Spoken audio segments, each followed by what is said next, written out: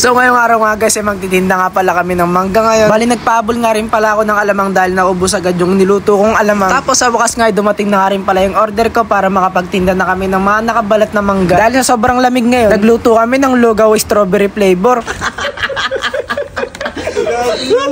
Bakit ganyan man naging pagkain ni Barney?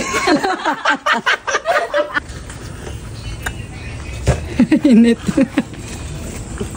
Init. Man, mainit.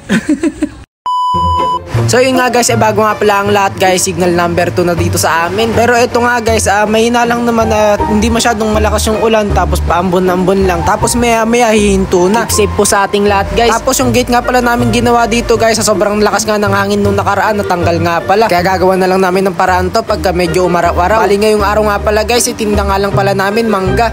Mahirap na makipagsapalaran, may bagyo ngayon. Tapos magtitinda pa kami ng halo-halo. Mahirap na. Hindi pa naman biro ang puhunan sa halo-halo. Bali ang magbebenta nga pala muna rito sa may pesto, si Brian nga pala, tapos si Aisa. Dahil may pupuntahan na muna ako. Tapos maya nga guys, tumawag agad sila sa akin. Paubos na nga daw yung alamang, kaya pupunta na nga pala muna kami sa may bilihan ng alamang. Ngayon nagluto na ako. Nang nakapagluto na ako, ito inatid ko na nga pala agad yung alamang dahil 4 na lang natitira sa kanila. Tapos kumuha na nga pala ulit kami ng panibagong mangga. Ito nga palang 2 nakabundle ditong nakaplastic. Dahil yung mangga namin kaninang nakasako, ubos na. Hindi rin talaga ako kumuha ng maraming mangga ngayon guys dahil ngayon may bagyo. At hindi rin sana kami magtitinda ngayon kaso sobrang dami nagme-message sa akin. Mga nag-aantay na kung anong oras kami mag-open ngayon at kung may tinda ba kaming mangga ngayon. Mga karamihan pa kan, mga naglilihi. Nang nagatid nga ako ng alamang sa may pwesto, naabutan ko doon si paring Eser, tapos yung tropa nating si Carl Andre. Tapos nagaya nga sila dito sa may bahay, magluluto nga daw kami ng lugaw, saktong-sakto sa taglamig ngayon. Tapos dumating na nga rin pala yung order ko para nga pala sa may negosyo nating mangga. Maraming salamat kay Sir na nag-deliver. Safe na safe nga dumating yung order ko. Grabe nga naman talaga yung packaging nila. Naka-styrofoam na, tapos naka-bubble wrap at may kasama na nga rin palang base. Kaya itong babasagin na to guys, hindi siya man lang nabasag. Kinakabahan kasi ako yung iba kong mga nakita. Yung mga nag-order ng ganito, yung iba nga daw sa kanila ay nabasag. Kung hindi basag, merong crack. Pero itong mga na-order ko guys, ito nga pala, 5 nga pala binili ko guys. Yung 4 para sa may negosyo, tapos yung isa naman para nga naman pala sa kwarto ko. Timplahan ng shembot.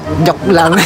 Grabe na. Sa mga nag-aantay nga pala kay Supercart para gamitin namin. Bali si Supercart nga pala guys, sobrang lapit na naming magamit sa pagtitinda. Then ako na nga pala nag-halo-halo na itong niluluto nilang lugaw. Grabe, ngayon lang ako nakakita na ito. Lugaw na strawberry flavor.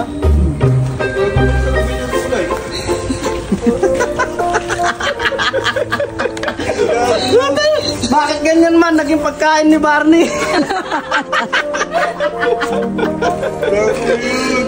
Ba't naging pagkain ni Barney? Naging pink. Ayos kayo. Ba't ganito? Sino nagluto na ito? Sige nga. Bakit ako? Chiwiti yan. Nalalagyan ng ganito yung kulay. Ayaw kayo, naging buro. Pag-ikon ko, lugaw, strawberry flavor. Magago nyo. Wag, masarap na strawberry flavor. Niluto na si Barney ah. Ano gan? Init. Init. Man, mainit.